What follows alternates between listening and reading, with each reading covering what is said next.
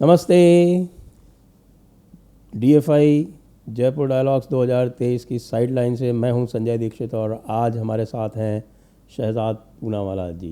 शहजाद पूनावाला आपके सबके परिचित हैं, आप जानते हैं इनको अच्छी तरह से। वैसे तो बीजेपी के स्पोक्समैन हैं, लेकिन इनकी वाक्पटुता जो है वो जग जाहिर है। तो शहजाद जी, आप कितने दिनों तक यहाँ राजस्थान में रहने वाले हैं इस समय? सबसे पहले तो संजय जी, आपको बहुत बहुत धन्यवाद कि आपने मुझे आपके इस मंच पर और बहुत ही सफल जयपुर डायलॉग्स में आमंत्रित किया। और राम राम सा आप सभी लोगों को। मैं तो राजस्थान में जब तक कमल वाली सरकार 3 दिसंबर को नहीं बनती है तब तक रहूँगा और यहाँ पर कमल खिला के ही जाऊँगा। आपका क्या आकलन है, क्योंकि पिछली बार की जो बीजेपी की जो हार हुई थी उसमें पूर्वी राजस्थान का बड़ा योगदान था और पूर्वी राजस्थान के कुछ क्षेत्र जैसे कि 3 जो आपकी लोकसभा सीट्स हैं, भरतपुर, सवाई माधोपुर, करौली और तौसा, इनमें 24 सीटों में केवल 1 सीट भारतीय जनता पार्टी जीती थी। तो इस बार आप क्या सोचते हैं कि आप उसको कुछ सुधार पाएंगे?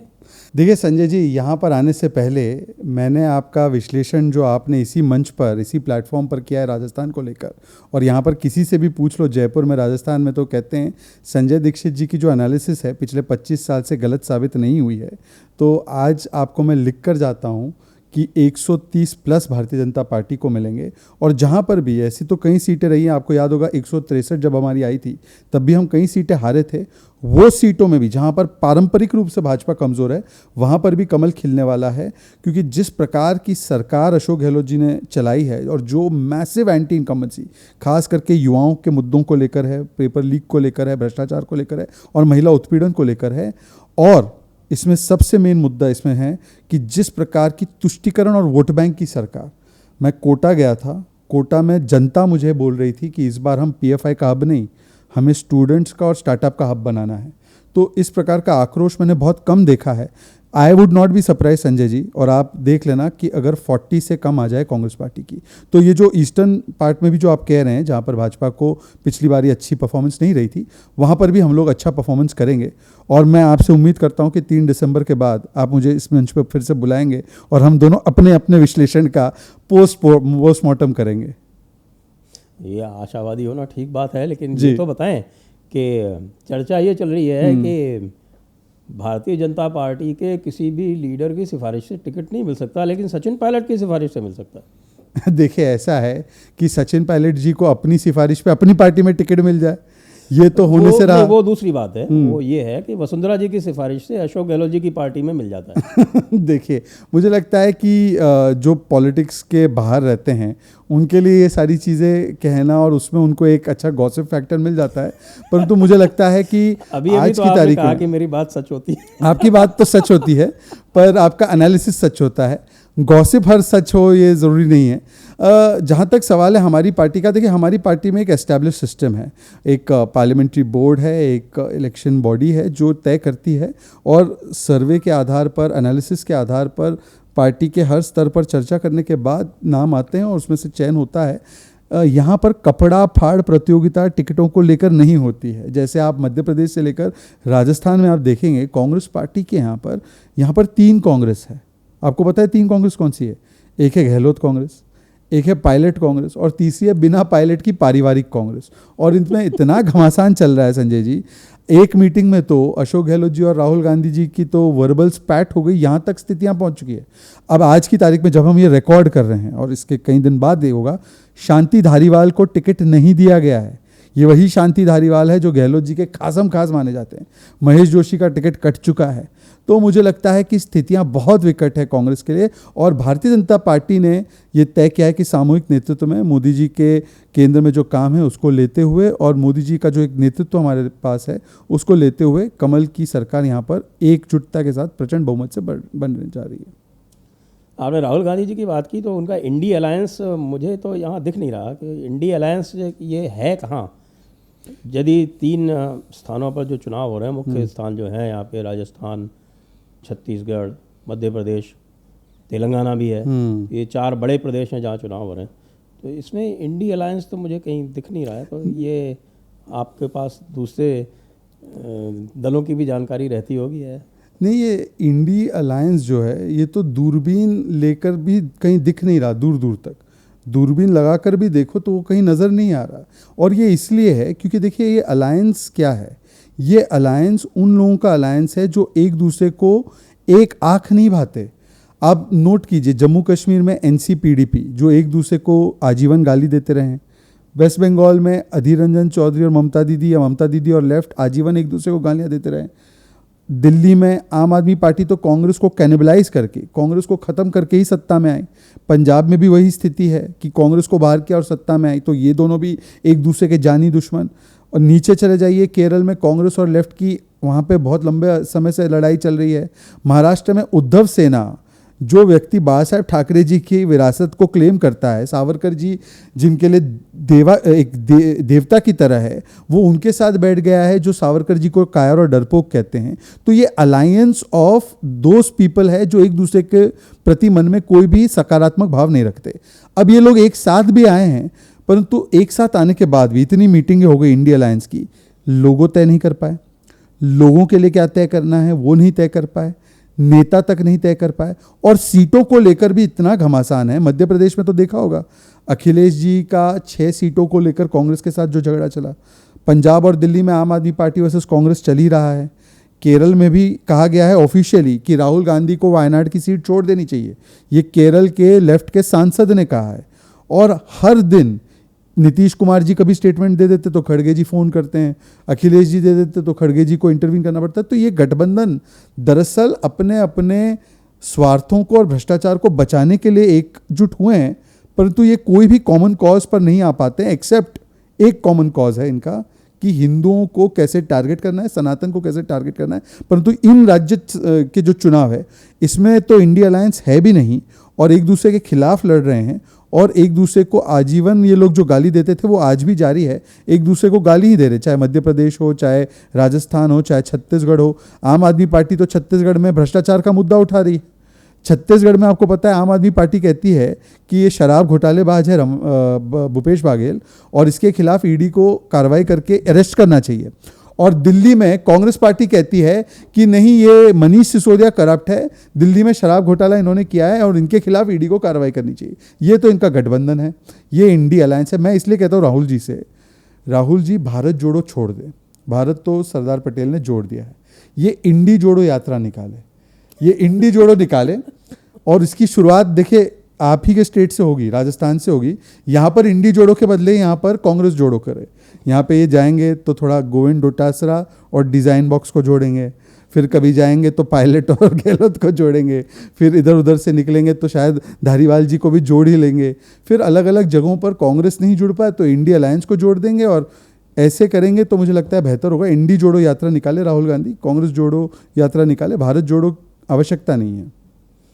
लेकिन ये जो विशेषकर मध्य प्रदेश है और राजस्थान में तो उतना नहीं देखने को मिलता, लेकिन मध्य प्रदेश में दिख रहा है कि यद्यपि राहुल गांधी जो हैं वो तो उदयनिधि स्टालिन के साथ खड़े हुए हैं, इरेडिकेट सनातन के साथ में, उसका उन्होंने कभी निंदा नहीं की, लेकिन कमलनाथ जी ने तो इनको वहाँ होस्ट करने से भी मना कर दिया। उन्होंने कहा तुम लोग यहाँ से रवाना हो जाओ, नहीं तो हमारा जो सॉफ्ट हिंदुत्व है वो ख़राब हो जाएगा। तो इसलिए मैं जानना चाहता हूँ कि आपका क्या आकलन है, क्योंकि आप पूर्व पक्ष तो करते ही होंगे अपने विरोधी दलों का, कि भाई ये किस तरफ है, ये हिंदुत्व के समूल नाश की ओर अग्रसर हैं या हिंदुत्व को सॉफ्ट बनाने की ओर अग्रसर हैं। अब हमारे बागेश्वर धाम महाराज बाबा की तो उन्होंने वहाँ पर छिंदवाड़ा में पूरी सभा भी करवाई, उनके राम कथा करवाई वहाँ पे। देखिए बाकी अगर कोई लोग एक्सेप्ट करे ना करे कि मोदी जी ने 8-9 वर्षों में क्या किया है, एक बात तो ये एक्सेप्ट करेंगे कि जिस कमलनाथ ने 2018 के चुनाव में बंद कमरे में कहा था कि ओ मुसलमानों सब एक हो जाओ और 90% मुसलमान हमें वोट नहीं देंगे तो हम बर्बाद हो जाएंगे, और उस समय पर मैं नहीं कहता, ये कभी मैं नहीं कहता, मैं डिस्क्लेमर डाल दूँ, कुछ लोग कहते थे कि ये कमलनाथ नहीं है ये कलमानाथ है, ठीक है, ये लोग कहते थे कलमानाथ। आज वही कमलनाथ या वही जिनको कलमानाथ बोलते थे वो लोग ऐसी स्थिति में आ चुके हैं कि वो बाबा बागेश्वर को बुलाते हैं और बाबा बागेश्वर की हिंदू राष्ट्र की बात पर सहमति जताते हैं। तो बाकी कोई चीज़ का क्रेडिट मोदी जी को जाए ना जाए, रोम रोम करने वाले आज राम राम करने की स्थिति में आ चुके हैं। जो कहते थे मिले मुलायम कांची राम हवे में उड़ गए जय श्री राम, आज कह रहे हैं कि क्या मुलायम क्या कांची राम, सब मिलके बोलो जय श्री राम। अगर ये स्थिति में आ चुके हैं तो ये मोदी का इम्पैक्ट है या ये सनातन का और हिंदू के एकत्रित और जागृत होने का एक इम्पैक्ट है। दूसरी बात, कमलनाथ जी हमें तो कन्विंस करना छोड़ दें।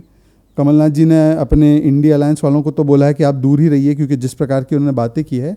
पर कमलनाथ जी, आपने जब कहा कि ये हिंदू राष्ट्र है, मैं बात से सहमत हूँ बाबा बागेश्वर जी की, तो भाई दिग्विजय सिंह ने बोला कि ऐसी बात करने वाले लोग इस्तीफा दे दे।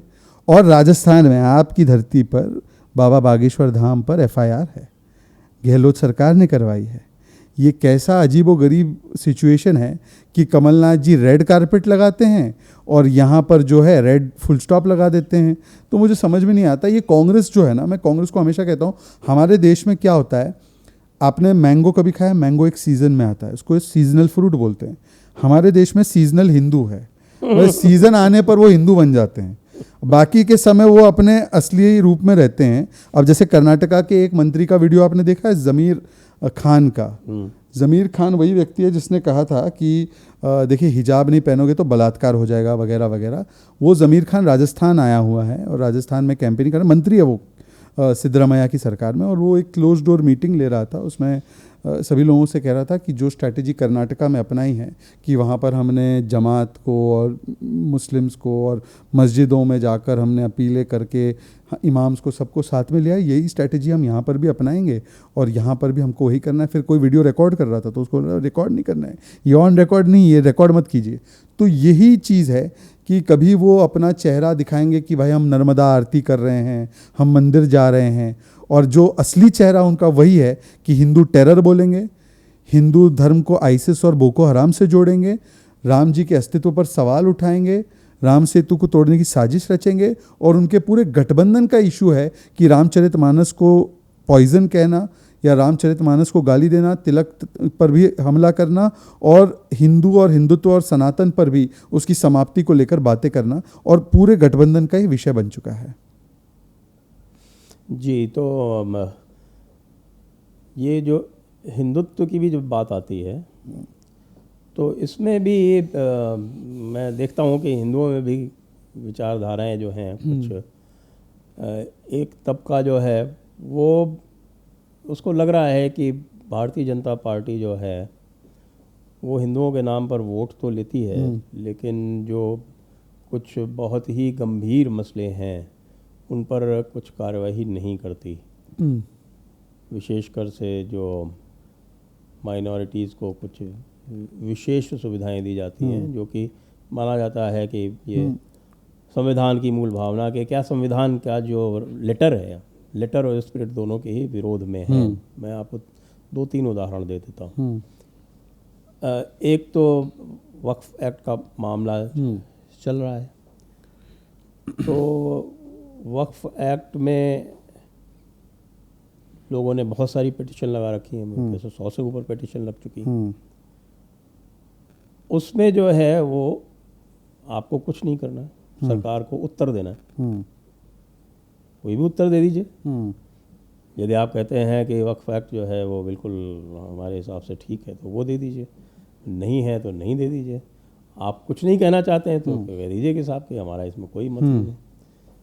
तो ये तारीख पे तारीख क्यों लेती रहती है सरकार इस वक्फ एक्ट के मामले में, या प्लेसेस ऑफ वर्शिप एक्ट के मामले में, या AMU माइनॉरिटी संस्था है या नहीं है, इसके ऊपर पिटीशन जो है वो पेंडिंग है 2012 से।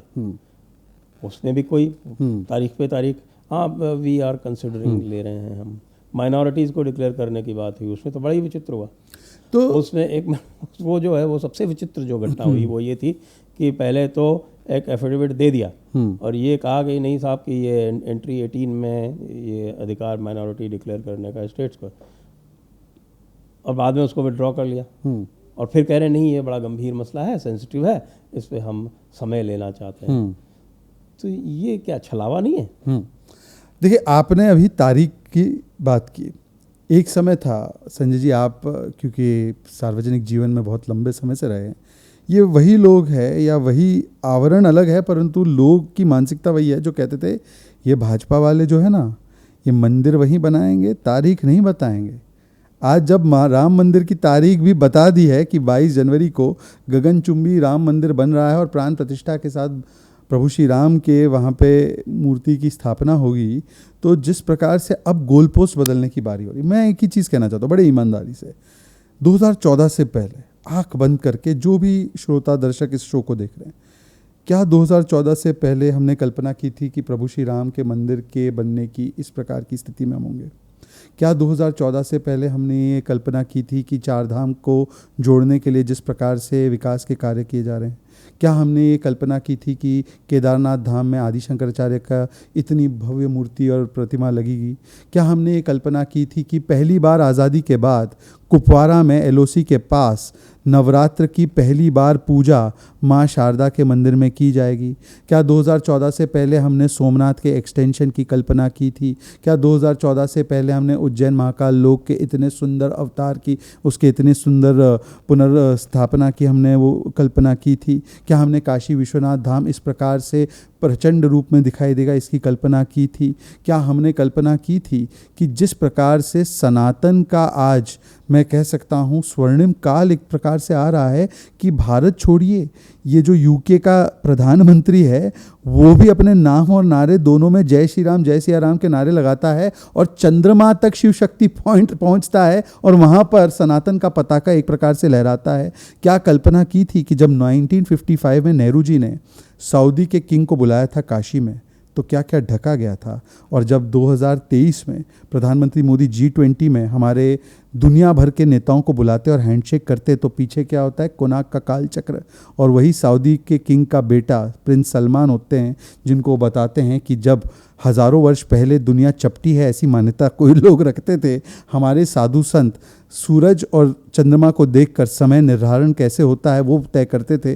तो मुझे लगता है कि भारत मंडपम पे बाहर नटराज की वो मूर्ति हो या ये कोणार्क का हम काल चक्र हो, या चाहे आज जिस प्रकार से सनातन की पहचान के लिए जो कार्य किए गए, जो G20 का हमारा स्लोगन ही वसुधैव कुटुंबकम है, ये इस प्रकार की चीज़ें आज जब की जा रही है तो निश्चित रूप से कुछ अपेक्षाएं अभी भी लोगों की है। और वो अपेक्षाएं होना गलत बात नहीं है।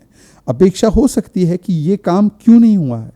मुझे लगता है कि एक लोकतंत्र में सारी संस्थाओं के को देखते हुए हर काम को करने की एक पेस होती है जो केवल एक कार्य पालिका ही नहीं तय करती, एक एग्जीक्यूटिव ही नहीं तय करती। आपने बताया कि मामला कोर्ट में भी कई मामले विचाराधीन है कोर्ट में, उसमें एक स्टेप के आगे स्टेप नहीं लिया जा सकता। कुछ चीज़ें जो हैं वो अपने पेस से चलती हैं, परंतु आज जो कार्य किया गया है उसको नकारा नहीं जा सकता। और सबसे बड़ा प्रमाण जो मैं बार बार कहता हूँ, वो लोग जो राम जी के अस्तित्व को नकारते थे, आज वो भी प्रभु श्री राम के मंदिर के लिए चंदा इकट्ठा करने की भूमिका में आ चुके हैं, या चंदा देने की भूमिका में आ चुके हैं, या उनको जो राम भक्तों पर गोलियां चलाते थे आज कहते हैं कृष्ण जी मेरे स्वप्न में आए। तो ये बहुत बड़ा ट्रांसफॉर्मेशन हुआ, इसको हमको स्वीकारना पड़ेगा।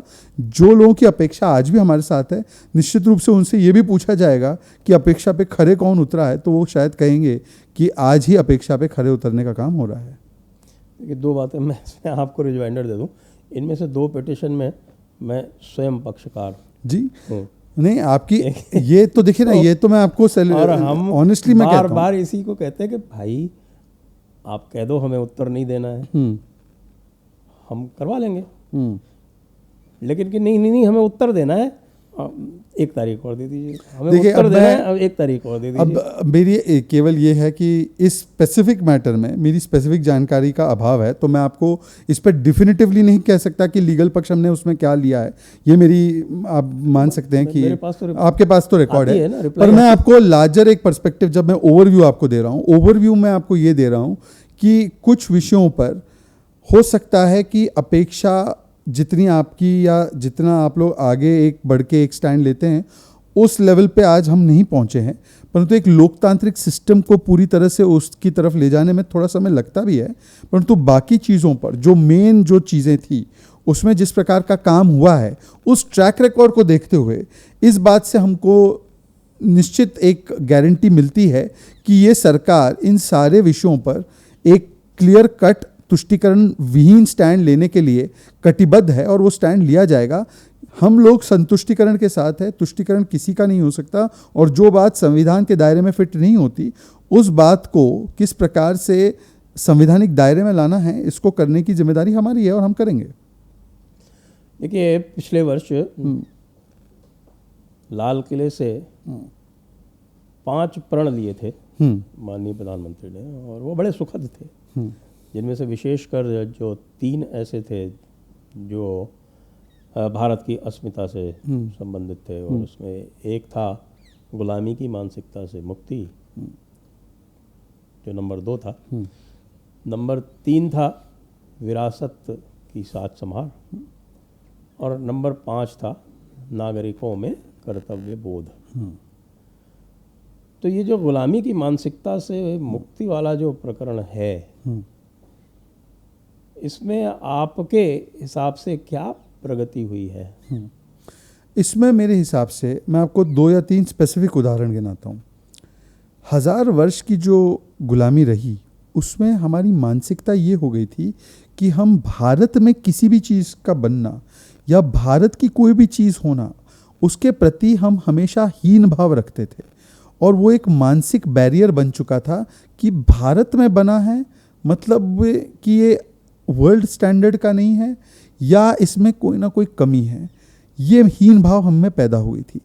आज सबसे बड़ा ये मेंटल बैरियर हटाने का नारा और इस पर होने वाला काम है आत्मनिर्भर भारत का, जहाँ पर हम कहते हैं कि भारत में बनना कोई चीज़ का या भारत के कुछ चीज़ में दखल देना वो कोई हीन भाव नहीं बल्कि गर्व का विषय है। ये वोकल फॉर लोकल हो या आत्मनिर्भर भारत हो, ये फिर से एक खोए हुए, चोट पाए हुए आत्मविश्वास और सेल्फ कॉन्फिडेंस को रिस्टोर करने के लिए बहुत बड़ा कदम है। और ये सेल्फ कॉन्फिडेंस पर चोट क्यों लगी, मैं आपको इसके भी 2 उदाहरण देता हूँ, 3 उदाहरण देता हूँ।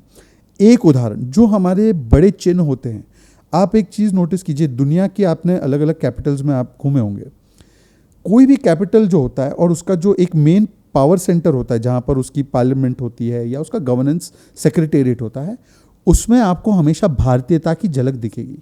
करेक्ट? हमारे यहाँ पर जिसको लुटियंस माना गया है, वहाँ पर आप क्या देखते थे? विदेशियों के द्वारा बनाई गई सेक्रेटेरिएट, विदेशियों के द्वारा बनाई गई पार्लियामेंट की बिल्डिंग, इंपीरियल काउंसिल की तरह बनाई गई थी। वो ओरिजिनल उसका कॉन्सेप्शन पार्लियामेंट का नहीं था कि एक स्वतंत्र भारत होगा और वो उसकी पार्लियामेंट होगी। उनका कॉन्सेप्ट था 1937 में कि ये इंपीरियल काउंसिल की बिल्डिंग होगी, यहाँ पर हमारा रानी का राज चलता रहेगा, ये उनका कॉन्सेप्ट था। और वहाँ पे जो जगह भी थी, जॉर्ज की मूर्ति, जॉर्ज पंचम की मूर्ति, और उस मूर्ति को जहाँ पर स्थापित किया गया था उस रोड का नाम था राजपथ। प्रधानमंत्री निवास का नाम था रेस कोर्स रोड। उसके इर्द गिर्द जो नाम है, कभी अकबर रोड, कभी हुमायूं रोड, औरंगजेब रोड, ये सारे रोड हैं। इससे क्या होता था कि आपका जो मोस्ट इंपॉर्टेंट सेंटर है डेमोक्रेसी को एक प्रकार से एक प्रतिबिंबित करने वाला, उसमें सब जगह आपको दिख रहे हैं कि आपने गुलामी को सेलिब्रेट किया है। विदेश में आप जाइए तो वहां पे वो किसी कॉलोनियल लेगेसी की मूर्ति को गिराते तो सेलिब्रेट करते हैं। भारत में कहते हैं कि नहीं नहीं, ये चिन्हों को आपको लगाए रखना है। और जब इनको हटाकर, इन चिन्हों को हटाकर, जैसे राजपथ को हमने नाम दिया कर्तव्य पथ, जहां पे जॉर्ज की मूर्ति थी, उस जॉर्ज की मूर्ति को हटाकर वहां पर अब नेताजी सुभाष चंद्र बोस की भव्य प्रतिमा खड़ी है। मुगल गार्डन को रीनेम कर दिया अमृत उद्यान। औरंगजेब रोड को नेम किया है एपीजे अब्दुल कलाम साहब के साथ। और आज हमारी भारत की आत्मनिर्भर भारत की नई पार्लियामेंट बिल्डिंग, जो कि रिकमेंडेशन पुरानी थी, की नहीं गई, और पूरा जो आज वहां पर जो सेक्रेटेरिएट तैयार होगा, जिसको हम कहते हैं सेंट्रल विस्टा, उसमें भारतीयता की झलक दिखती है। आप देख लीजिए नए पार्लियामेंट बिल्डिंग में कितने प्रतीक और प्रमाण मिलते हैं आपको भारतीयता के। आप उसके अंदर जब आपको जाने का अवसर मिलेगा तो आपको दिखेगा कि भारत की जो लेगेसी है, भारत की विरासत है, सांस्कृतिक और भौगोलिक, वो सारी चीजें वहां पे उसके परिचय मिलते हैं। ये किया है गुलामी की मानसिकता को हटाने का पहला। दूसरा, भारत की नेवी, उस पे, उसके झंडे पे सेंट जॉर्ज क्रॉस। और जबकि नेवी पे, मैं महाराष्ट्र से आता हूं, हमने तो बचपन से देखा है भाई, नेवी में अगर बात करते तो शिवाजी महाराज, छत्रपति शिवाजी महाराज की नेवी, उसका कहीं पर भी परिचय नहीं। आज उसको हटाकर जब हम नेवी एनसाइन में छत्रपति शिवाजी महाराज की छाप लाते हैं तो हम ये संदेश देते हैं कि हमारे लिए कोई जॉर्ज का क्रॉस नहीं, बल्कि हमारे भारतीय अखंडता को, हिंदुवी स्वराज को और आक्रांताओं के खिलाफ लड़ाई लड़ने वाले शिवाजी महाराज जी की जो विरासत है उस पर गर्व है। और तीसरी बात, हमारे हजारों मूर्तियों को, वो मूर्ति नहीं थी, वो भारत के विरासत के अंश थे। चुरा चुरा कर वो कहीं पर किसी म्यूजियम में पड़े हुए थे, वो कहीं किसी रॉयल्टी के घर में पड़े हुए थे। ऐसे हजारों आर्टिफैक्ट्स जो भारत की विरासत के अंश भी थे और हमारी जो लिविंग हिस्ट्री है उसके बहुत अहम सबूत और महत्वपूर्ण निशान है, उसको रख दिया था वहाँ पे और कोई लाने को तैयार नहीं। टीपू की तलवार लाने के लिए 1000 लोग आ रहे थे, टीपू की तलवार तो लाई जा रही थी। भाई शिवाजी महाराज की वाग नख क्यों नहीं, जिससे कि अफजल खान को उन्होंने मारा? आज वो सारे, माँ अन्नपूर्णा की मूर्ति हो, प्रतिमा हो, जिसको फिर स्थापित भी किया गया प्राण प्रतिष्ठा के साथ, या चाहे वागनख हो, या चाहे ऐसे हजारों हमारे आर्टिफैक्ट्स हो, उनको लाकर उनको एक स्थान देना, ये मुझे लगता है कि इन चीज़ों से आपको पता चलता है कि गुलामी के जो चिन्ह थे इनको मानसिक रूप से भी और उसको फिजिकली भी समाप्त करने का जो प्रयास किया जा रहा है वो बड़े पैमाने पर हो रहा है और वो आज हो रहा है। आप कभी राहुल गांधी से मिले? हाँ, मैं मिला हूँ राहुल गांधी से, और मुझे लगता है कि राहुल गांधी से जैसे बाकी लोग भी मिलते हैं और जो उनका अनुभव होता है वैसा वैसा मेरा भी अनुभव था। तो वो पिड्डी तभी भी था? नहीं, पिड्डी के बगैर मिला हूँ, क्योंकि जहाँ मैं मिला हूँ वहाँ पे पिड्डी नहीं थे। परंतु देखिए, ऐसा है कि इस सवाल में एक बहुत महत्वपूर्ण विषय है कि राहुल गांधी की प्रायोरिटीज़ क्या है लाइफ में। राहुल गांधी की प्रायोरिटीज़ पार्टी का कार्यकर्ता नहीं है। राहुल गांधी की प्रायोरिटीज़ जो है वो उसका परिवार और उसकी जो भी लग्जूरियस लाइफस्टाइल या उसी का जो है पूरा कंसंट्रेशन उसी की चीज़ों पर है। तो इसीलिए जब हिमंता बिस्वा शर्मा जब मिलते हैं उनसे, तो उसकी प्रायोरिटी ये है कि उसके कुत्ते को बिस्किट मिल रहा है कि नहीं मिल रहा है। उसकी प्रायोरिटी नहीं है कि भाई असम के इतने बड़े लीडर आपके सामने बैठे हैं तो आप असम की प्रायोरिटी को रखिए या उस लीडर की पॉलिटिकल प्रायोरिटी को रखिए। तो ये अप्रोच मुझे तब भी महसूस हुआ। और जो हिमंता बिस्वा शर्मा जी ने जो पहली बार आर्टिकुलेट किया था, उनकी बातों में 3 चीज़ें स्पष्ट थी जो मेरा भी अनुभव था। एक, Rahul Gandhi is not committed to anything, specially not hard work, तो वो तो क्लियर एज डे लाइट था। दूसरा, उनकी डेप्थ नहीं है किसी भी विषय में। उनकी जो भी जानकारी है, एक आपने चेयर देखिए, सोफ़ा देखा है, सोफ़ा पे जो आखिरी बैठता है वो उठता है तो निशान छोड़ जाता है। राहुल गांधी का डेप्थ ऑफ नॉलेज उतना ही है। जिसने लास्ट कान में फूंक दिया कुछ, वो फूंका हुआ उनको याद है और वो बस उतनी ही बात लेकर फिर वो दोहराएंगे 5 बार 6 बार, ये दिखाने के लिए उनको जानकारी है, परंतु उनको जानकारी कुछ नहीं है, वो सतही जानकारी है, वेरी सुपरफिशियल नॉलेज। और तीसरी बात यह है कि वो परसिस्टेंस, कमिटमेंट नहीं है उनमें, द स्टेइंग पावर जो आपको चाहिए वो नहीं है उनमें, और इसीलिए उनका अटेंशन स्पैन बहुत छोटा है। वो कभी पेगासस, अब पेगासस से हटेंगे तो कभी भारत जोड़ो से हटेंगे तो कभी और कोई कास्ट सर्वे इशू और कोई नए इशू पे चले जाएंगे। तो वो एक इशू से दूसरे इशू जिस प्रकार से जाते हैं, उनके अंदर कंसिस्टेंसी, परसिस्टेंस नहीं है। तो ये तीनों चीज़ें मुझे तब महसूस हुई, और इसीलिए मैं एक लौता व्यक्ति था जो पार्टी के भीतर रहते हुए मैंने दोनों भाई बहन को साफ साफ लिखित में दिया था कि आपके नेतृत्व में ये पार्टी नहीं चल सकती। और अगर मेरी बात उस समय मानी जाती, और ये मैं 2014 के बाद से और 2014 के पहले से बोलता आ रहा हूँ कि यदि आपको मोदी जैसे व्यक्ति के सामने आपको टिकना है, जीतना तो दूर की बात, टिकना है, तो पार्टी के भीतर रिफॉर्म लाइए। नेतृत्व मेरिट पे आना चाहिए, ना कि परिवारवाद के आधार पर। आइडियोलॉजिकल क्लैरिटी होनी चाहिए। ये चीज़ें मैंने उनको लिखित में दी थी, उन्होंने मेरी बात मानी नहीं, और जब सर से पानी ऊपर चला गया तो 2017 में जो भी मेरी बगावत हुई। पर मेरा इंप्रेशन हमेशा से ये रहा है कि 3 बिंदुओं पर राहुल गांधी ना कमिटेड है, ना डेप्थ है, और ना वो हार्डवर्क के लिए तैयार है, ना वो स्टडी या डेप्थ में जाने के लिए तैयार है। तो जो आपने बात कही कि वो जो सोफ़े पर निशान छूट जाता है, तो वो लास्ट व्यक्ति जो मिलता है वो उनके ब्रेन पर उतना निशान छोड़ देता है, लेकिन कौन सा व्यक्ति उनसे मिलेगा ये कौन तय करता है? उनके इर्द गिर्द एक कोटरी है, क्लोज्ड कोटरी है, क्लोज सिस्टम है, और आमूमन वो जो कोटरी है उसकी विशेषता केवल ये है कि उनके डैडी के और इनके डैडी के फ्रेंडशिप रही है। जो मेरे डैडी के फ्रेंड्स रहे हैं, उन्हीं के बेटों के साथ, बच्चों के साथ, रिश्तेदारों के साथ उनकी अच्छी ट्यूनिंग और बॉन्डिंग हो पाती है। तो अगर आप आसपास देखेंगे, जैसे उनके एक एडवाइज़र हुआ करते कनिष्ठ सिंह, वो किसी के बेटे, आप तो ज़्यादा जानते होंगे कनिष्ठ सिंह के, एक्स गवर्नर साहब के बिल्कुल। तो जो कोई बड़े नेता के बेटा या बेटी होते हैं जिनके साथ उनके फादर की, मतलब राजीव जी की या इंदिरा जी की दोस्ती रही होगी, वही उनकी उस कोटरी में है, क्योंकि वो उन्हीं को ट्रस्ट करते हैं। और वो कोटरी का नेचर क्या है कि वो टैलेंटलेस कोटरी है, मतलब एक टैलेंट मुक्त जोन अगर देखना है तो वो पूरा टैलेंट मुक्त है। तो क्योंकि उनमें अपनी कोई टैलेंट या मेरिट नहीं है, तो उनके अंदर असुरक्षा का भाव, इनसिक्योरिटी का भाव चरम पर है। तो इसीलिए अगर कोई टैलेंटेड व्यक्ति होगा, वो कोटरी एकजुट हो जाती है कि भाई इस टैलेंटेड व्यक्ति को एक्सेस नहीं देना है, इस टैलेंटेड व्यक्ति को सिस्टम से दूर रखना है। तो उस प्रकार से केवल जो उस कोटरी के लिए कन्वीनियंट है, non talented bunch of people, वही लोग एक्सेस पाते हैं और वही लोग फिर अपना निशान राहुल गांधी जी पर छोड़ जाते हैं। राहुल गांधी जी के पॉलिटिकल करियर को भी आप ऑब्जर्व करना, अलग अलग समय पर उनके साथ अलग अलग ये सो कॉल्ड एडवाइजर्स रहे। कभी योगेंद्र यादव रहे थे, कभी और कोई रहे थे, और वो सारे लोग उसी कोटरी के द्वारा लाए गए हैं। और उन कोटरी के लिए वो कन्वीनियंट है, और वो कोटरी उनको लाती इसलिए क्योंकि वो उनके लिए कोई थ्रेट नहीं है। उनको भी पता है कि ये जो व्यक्ति हैं, ये बेसिकली केवल जो है राहुल गांधी के पास आएंगे, कुछ ऐसी ऐसी बातें करेंगे, राहुल गांधी रिपीट करेंगे, और इस प्रकार का उनका अप्रोच है। पर ये राहुल गांधी की गलती है, ये कोटरी की गलती नहीं है। Who you surround yourself with is entirely up to you. It's not coterie की गलती थोड़ी है, ये राहुल गांधी को समझना होगा।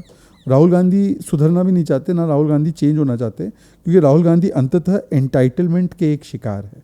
उनको लगता है कि ये देश ओ करता है उनको प्रधानमंत्री बनाना। This country owes nobody nothing, and it only will give you something if you are willing to work hard for it. Rahul Gandhi is not willing to work hard. लेकिन ये जो आप परसिस्टेंस वाली बात कर रहे हैं कि उनमें परसिस्टेंस की कमी है, तो उन्होंने तो पूरी तरह से 2019 के चुनाव में रफाल के साथ परसिस्ट किया। इस समय हर स्थिति में वो अडानी के साथ परसिस्ट कर रहे हैं। तो ये तो मुझे लगता है तो बहुत ही परसिस्टेंस की पराकाष्ठा है। जिसको आप परसिस्टेंस समझ रहे वो एरोगेंस है। परसिस्टेंस और एरोगेंस में अंतर समझना होगा। परसिस्टेंस वो होता है जब आप किसी मार्ग पर सफलता न मिलने पर भी उस मार्ग को नहीं छोड़ते, क्योंकि आपने श्री कृष्ण के उस ज्ञान को आत्मसात किया है कि कर्म करो, फल की चिंता मत करो। एरोगेंस ये होता है कि जब आप गलत हो फिर भी आप उस गलती को नहीं स्वीकारते हो और कहते हो कि मैं जो कह रहा हूं वो बिल्कुल सही, कोर्ट चाहे कुछ कह दे, सीएजी चाहे कुछ कह दे। तो एरोगेंस और परसिस्टेंस में अंतर समझिए। वो एरोगेंट है, इसीलिए जब कोर्ट ने उसको कहा मैंने चौकीदार चोर है, नहीं कहा है, आज भी वो कहते हैं। पेगासस पे उसको रिजेक्ट कर दिया, अब भी वो कहते हैं। रफाल पे रिजेक्ट हो गया, अब भी वो कहते हैं। तो ये तो एरोगेंस है ऑफ एन एंटाइटल्ड डायनेस्ट कि भाई कोर्ट की हाईएस्ट इंस्टीट्यूशंस ने कहा कि there is no proof in this, he still persist with it. Persistence वो होता है, मैं आपको एग्जांपल देता हूं। जैसे कि आपने 2007-8 में जब ये एमपी बन के आए थे, 2004 में पहली बार उन्होंने एक प्रपोज किया था, जब मेरे जैसे लोग कांग्रेस में एक्टिव होना शुरू हुए थे, कि मैं यूथ कांग्रेस को बदल दूंगा, चुनाव कराऊंगा, वहाँ पे एक इलेक्टोरल सिस्टम होगा, फ्री फेयर ट्रांसपेरेंट चुनाव से हम इसमें लोगों को लाएंगे और ग्रास रूट से लोगों को लाएंगे। आप उस मॉडल पे परसिस्ट करते और सही मायनों में उसको डेमोक्रेटिक बनाते तो वो परसिस्टेंस होता। इन्होंने वो परसिस्ट उसमें नहीं किया। That was the beginning of the end of Congress. That was the beginning of the end, क्योंकि उस पूरे व्यवस्था में उन्होंने बड़े जो नेताओं के बेटा बेटी है उन्हीं को आकर भर दिया उसमें, और वो मोर डेमोक्रेटिक होने के बदले मोर डायनेस्टिक हो गई, और वहीं से उनका पतन और भी ज़्यादा शुरू हो चुका। जी, तो ये परसिस्टेंस है, एरोगेंस है, आप जो भी कह रहे हैं, तो थोड़ी कोई आप राहुल गांधी की कोई एरोगेंस का एक और मैं आपको बताता हूँ। हाँ, बताएं। मोदी जी ओबीसी समाज से आते हैं। उनकी एक मोद समाज है जिससे वो आते हैं, उसको वो कहते हैं चोर है। अब मोदी जी को गाली दो, वो तो आप देते ही हैं, उनके परिवार को भी नहीं बख्शते। भाजपा को तो खैर देते ही हैं, मौत का सौदा, अगर हिटलर की मौत मरेगा, कब्र खुदेगी, सारी चीज़ें आप बोलते हैं। आपने उनके पूरे समाज को गाली दे दी, कोर्ट ने आपको कन्विक्ट किया, फिर भी आपका एरोगेंस मैं नहीं मानूंगा। हाई कोर्ट ने उस कन्विक्शन को अपहोल्ड किया, फिर भी मेरा एरोगेंस मैं नहीं मानूंगा। ये एरोगेंस का एक बहुत बड़ा प्रमाण और निशान है कि इतनी गलती होने के बाद, और कोर्ट ने आपको बताया कि कोर्ट ने गलती भी है, इस बात पे तो एडवर्स कमेंट किया है। एडवर्स कमेंट किया कि पब्लिक लाइफ में जो है उनको सोच समझ के बोलना चाहिए, और अभी उनको कोई क्लीन चिट नहीं मिली ना, है, बिल्कुल नहीं मिली। केवल उनकी सज़ा की जो अवधि है उसकी वजह से उसको थोड़ा कर दिया गया, तो उनकी मेंबरशिप रिस्टोर हो चुकी है। पर ये एरोगेंस है कि आप पूरे समाज को गाली दे देते हो। कांग्रेस के नेता जनता को राक्षस बोलते हैं कि आपने वोट नहीं दिया तो जनता राक्षसी मानसिकता वाली है, रणदीप सुरजेवाला ने कहा मध्य प्रदेश में। तो ये एरोगेंसी जो है ये नहीं जा सकती है कांग्रेस में, क्योंकि वहाँ पर मैं कांग्रेस को पार्टी नहीं मानता, कांग्रेस एक कबीला है। आप अफगानिस्तान की थोड़ी सी हिस्ट्री से वाकिफ़ है? अफगानिस्तान में जो पुराना अफगानिस्तान, मतलब इससे भी पहले वाला, तालिबान से भी पहले वाला, एकदम उस समय पर एक बड़ा कबीला होता था और छोटे छोटे कबीले उस बड़े कबीले के नेतृत्व में होते थे। बड़ा कबीला पूरा अफगानिस्तान देखता था और छोटे कबीलों को टेरिटरीज दे देता था। कांग्रेस में भी छोटे छोटे कबीले, एक पायलट का कबीला है, एक गहलोत का कबीला है, एक कमलनाथ का कबीला, एक दिग्विजय सिंह का कबीला, और सबसे बड़ा है वाड्रा गांधी परिवार का कबीला। वो इन सारे कबीलों को संचालित करता है। उनके प्रिंसिपल सब में एक ही है, परिवार की बात को आगे बढ़ाना, अपने अपने परिवार, अपने अपने कबीले को आगे बढ़ाना, कोई अकाउंटेबिलिटी ना रखना, मेरिट के लिए कोई जगह नहीं रखना, और अपना स्वार्थ, अपना हित कहाँ है वही करना। इसीलिए राजस्थान में भी जो आप लड़ाई देख रहे हो वो क्या है, पायलट का कबीला और गहलोत का कबीला। गहलोत बोल रहा है नहीं, मेरा वैभव आगे बढ़ाएगा, और पायलट बोल रहा है कि मेरे पिताजी ने जो उड़ाया था कांग्रेस का विमान, मैं ही उसको आगे ले जाऊंगा। मध्य प्रदेश में क्या लड़ाई है, कमलनाथ जी कह रहे हैं कि मेरा नकुल जो है वो आगे चलाएगा, वो, और दिग्विजय सिंह कह रहे हैं नहीं, मेरा जो बेटा है जयवर्धन, उसी के हाथ में जो है वो कांग्रेस का सारा कमान आना चाहिए। तो ये अपने अपने कबीलों की लड़ाई है, और हर जगह कांग्रेस में छोटे छोटे कबीले लड़ते हैं, बड़ा कबीला फिर पीस ब्रोकर करता है दो कबीलों के बीच में और शासन करता है। ये स्थिति है, ये बिल्कुल ऐसी स्थिति है, आप मान के चलिए इसको। तो आपका बहुत बहुत धन्यवाद। धन्यवाद संजय जी, बहुत बहुत शुभकामनाएं। हमारे साथ आपने चर्चा की जी, आपका बहुत बहुत धन्यवाद। Thank you very much for inviting. जय हिंद, जय भारत, वंदे मातरम।